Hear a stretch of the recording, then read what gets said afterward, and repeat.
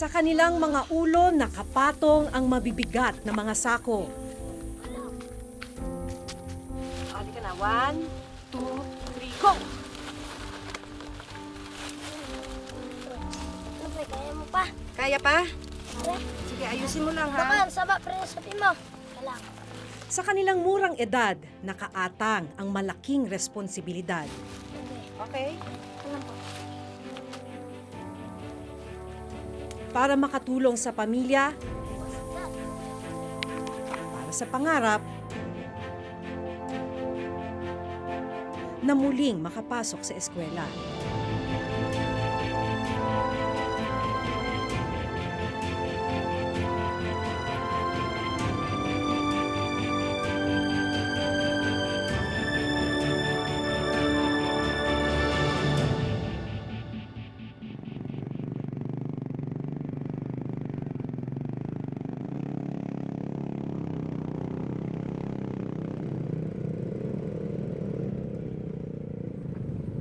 Yung paghabal-habal natin ngayong umaga para makatipid na rin sa oras kasi kung lalakarin natin mula dun sa highway hanggang sa community, lalo na katulad namin na baguhan lang sa pag-trek dito, aabutin daw to ng 3 oras. Pero kung sanay ka na, makukuha ng 2 oras.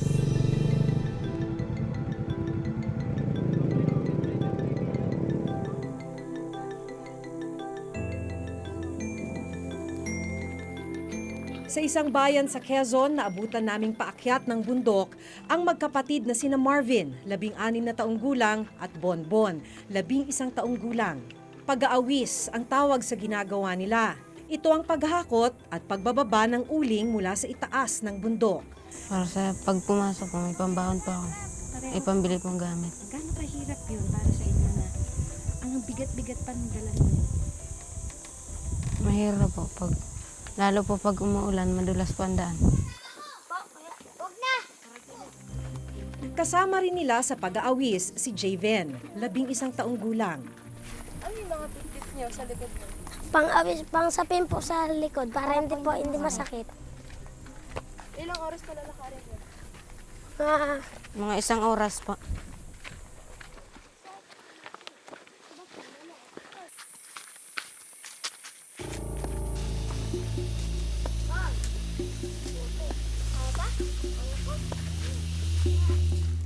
Habang naglalakad paakyat ng bundok, biglang napigtas ang suot na tsinelas ni Javen. Madalas ka ba mapatulan ng sinelas? Opo. Ba't mo tinatanggal? Mas madali ba? Opo, gawa pong paglalakad po madudulas po. Boy kami sa isang gubat, liblib na daan at maputik ba? Matapos ang halos 2 oras na pag-akyat, narating na rin ng grupo ang ulingan.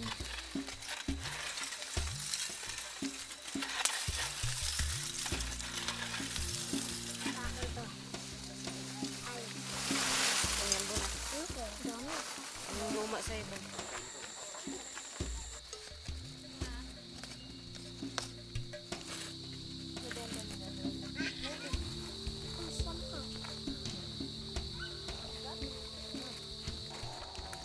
Maya-maya pa, naghanda ng mag-awis ang mga bata.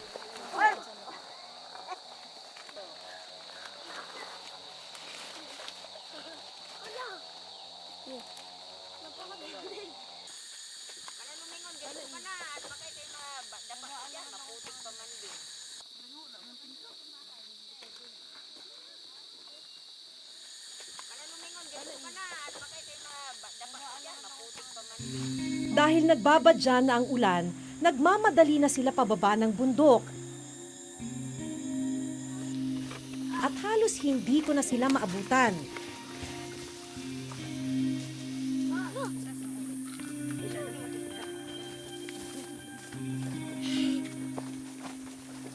Sanay na ang mga bata sa pagpapadaos-dos pababa ng bundok. Kahit 20 kilo ang nakapasan sa kanilang mga ulo. Isang maling hakbang, maaari silang mahulog sa malalim na bangin. Anong kinakatakot ninyo habang naglalakad kayo? Baka po matuklaw po ng ahas. May natuklaw na ba ng ahas dito habang naglalakad doon? Meron na po. Mabalian po. Mababalian ng ano? Ng braso po at mabalian na po ng ulo.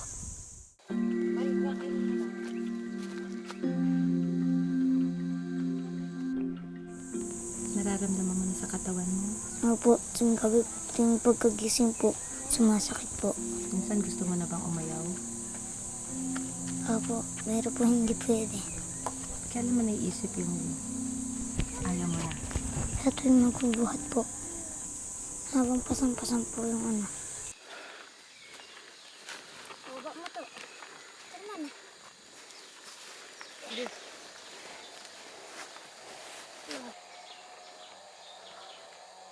Pagod din.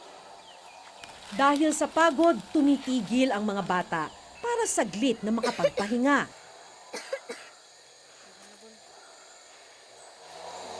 Nakakasakit dito sa ano? Bigat din. Susunod na po, ano?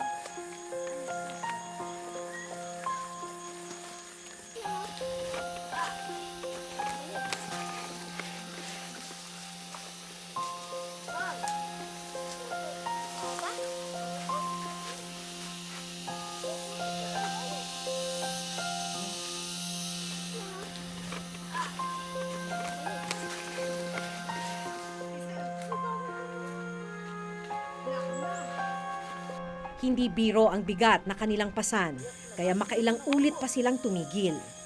O sige, tulungan kita ha. Gaano kabigat to? Ayan, Na mga 17 kilos yan. 17 kilos? Eh di kasing bigat mo to. 1, 2, 3, go!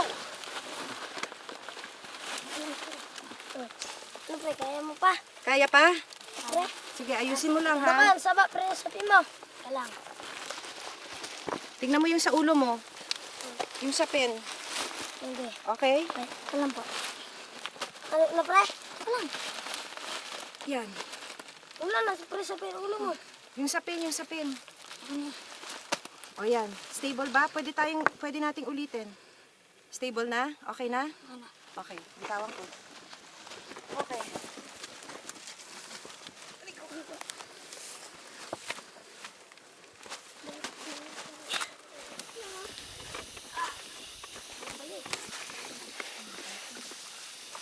Yung isang sakong to, 17 kilos daw, tansya. Ako walang buhat, hinihinga na ako at pinapawisan. Kaya mahirap talaga itong ginagawa ng mga bata eh. E di ang hirap maglakad Opo. nang walang tsinelas, Opo, natutusok po ng mga kahoy-kahoy po. kahoy at saka yung mga matatalas na bato. Opo. Ilang beses sa isang linggo ninyo to nilalakad? Depende po sa pag may papaawisin po. Sa pinapaawis nila. Opo. So, Balikan po. Sa isang araw, mga 3 balik. sa isang araw, 3 balik? Opo, depende po. Sa isang linggo, nakakailan kayo? Mga 3 beses sa isang linggo? O halos araw-araw kayong nag-aawis? Minsan po, wala na po. Nauubos po. Naubusan po kami. Gawa po marami po rin po nag-aawis na ibang bata po. Ah, marami pang ibang bata, so parang kompetensya siya. Opo. So, ibig sabihin, kahit na sobrang bigat nitong dala-dala ninyo, masaya pa kayo kung may aabutan kayo ron. Opo, gawa po ang pambili po ng pagkain. Wala nang sapin yung ulo ko. Sakit na ng ulo ko. Masakit na ulo mo? Lika.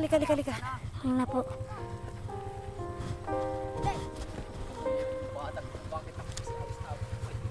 Baka na. Masakit na ulo mo. Ay! Wala pa kayong almusal, ano?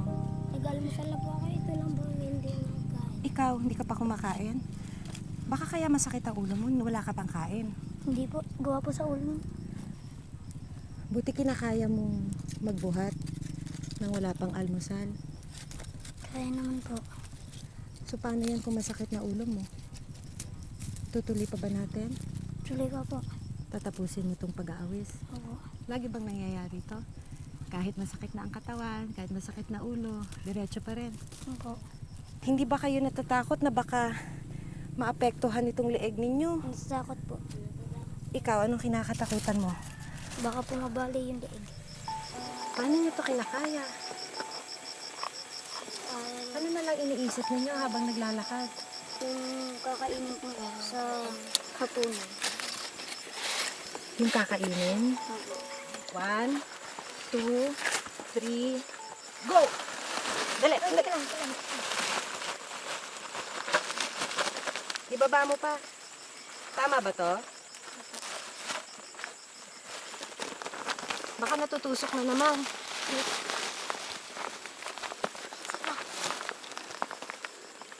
Tama ba to? Taas po, taas. Taas. Taas. O yan. Okay na? Paano kung umuulan? Paano kung umulan tapos basa tong kalsada? Wala, dudulas po. Tsaka po pag nawala na ito pang ulo po, hindi na po tatanggapin. Pagkaalin? Wala po yung ibabaw po. Ah, gano'n? Opo. So, kailangan punong-puno siya? Opo.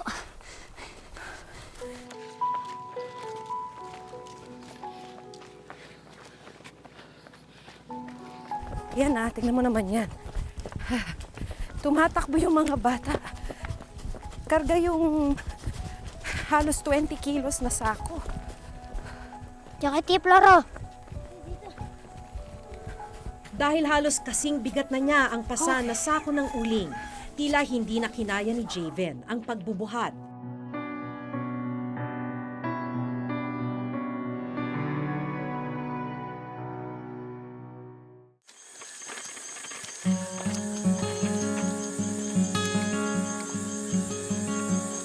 Sa barangay na ito sa probinsya ng Quezon, pag-uuling ang pangunahing kabuhayan ng maraming residente. Ang problema sa sobrang hirap ng buhay, may mga kabataan na tumutulong sa pamamagitan ng pag-aawis o yung paghahakot ng uling.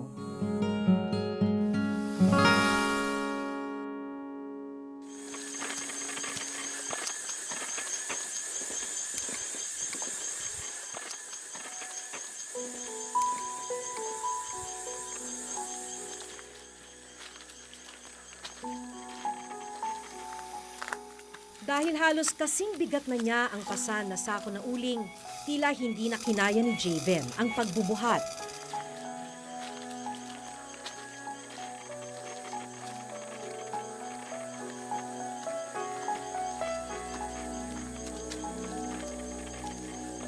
Pero kailangan pa rin nilang magpatuloy sa pagbaba ng bundok.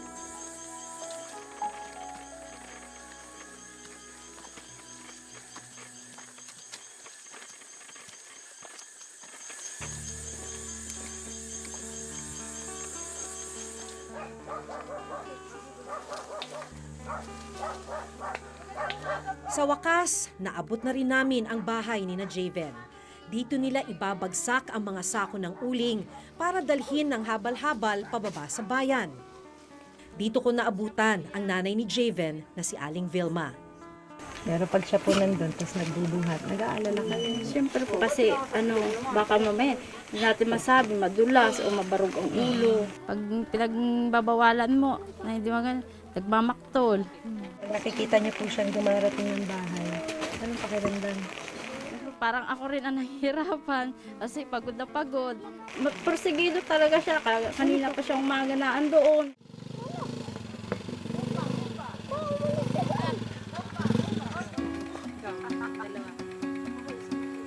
Mag-ate-ate na kayo dito.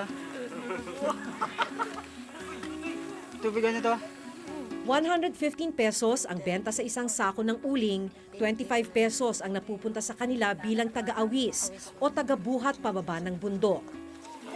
Hati tayo dito sa... Bahagi nito, pambili ng pagkain.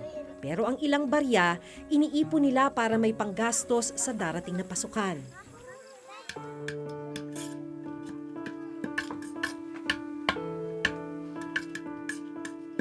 So magkano ngayon yung naipon mo? Bilangin na natin. 4, 5, 11. may dagdag na ng 11 pesos yung pera mo. Bakit importante sa'yo to? Para po makabili ng gamit. Gamit para saan? Sa eskwelahan po. Tumigil ka na sa pag-aaral. Bakit ka tumigil? Nagkasakit po ako. Tsaka po walang pumasahe po. Dahil walang pamasahe, tumigil ka muna. Bakit importante sa'yo mag-aral? Para po magkatrabaho. Honor student ka daw nun? First po. First honor? Opo. Anong subject ka pinakamagaling? Mathematics po. Sa math. Pangarap mo? Architect. Tapos, anong gamit yung kailangan mo para makabalik ka na sa eskwela? Notebook po. Ang magkapatid na sina Marvin at Bonbon hindi rin nawawalan ng pag-asa na maaabot ang kanilang mga pangarap. Kanina tinanong ko si Joven kung anong pangarap niya. Ikaw? Mandalo pa. Ikaw, Marvin? Naging doktor po. Talaga? Pagka iniisip ninyo, maaabot niyo ba yung pangarap niyo? Opo. Wala pang nakakapagtapos ng pag-aaral sa kanilang mga pamilya, kaya ganun na lang ang pagsusumikap ni na Javen, Marvin at Bonbon. Kasi po pag nakapagtapos po, makakapag-aral, makakapagtrabaho na po ako ng maayos at makakabili na po ako ng mga pagkain po.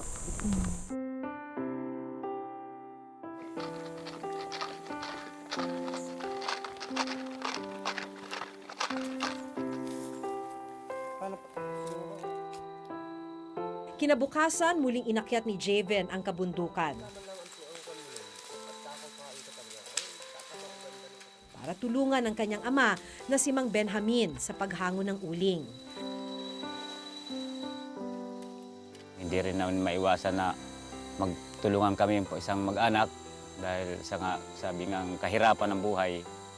Kaya kung kahit na sabi ngang bawal sa bata, napipilitan na lang para lang kami makakain. Sa kanyang murang edad, kapakanan na ng mga mahal niya sa buhay ang iniintindi ni Javen. Handa raw niyang tiisin ang bawat sakit ng katawan, makakain lang ang pamilya. Naiiyak ka ba minsan? Opo, naiingit po. Kanino ka naiinggit? Sa mga bata po, nakakapasok. Ano iniisip mo pag nakikita mo sila pumapasok? Sana nandun rin po ako kasama nila.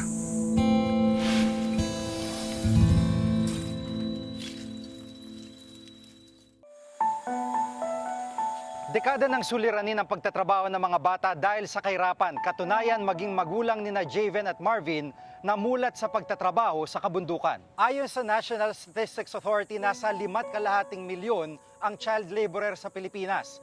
3 milyon dito ang nasasabak sa hazardous o mapanganib na hanap buhay.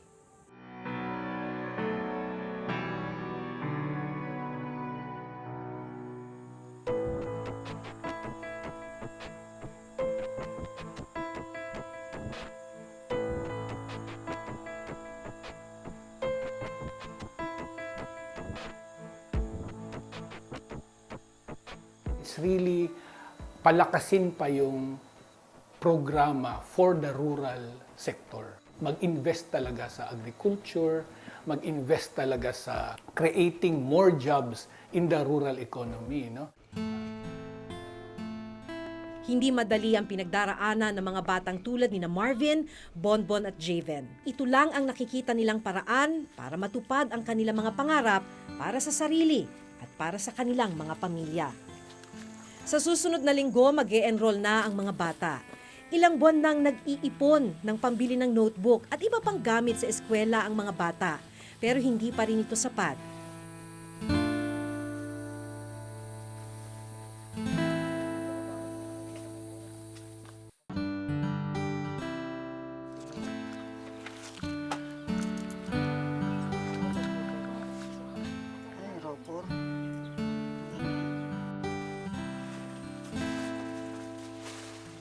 Kaya bago kami umalis, minarapat namin ibigay na ito sa kanila.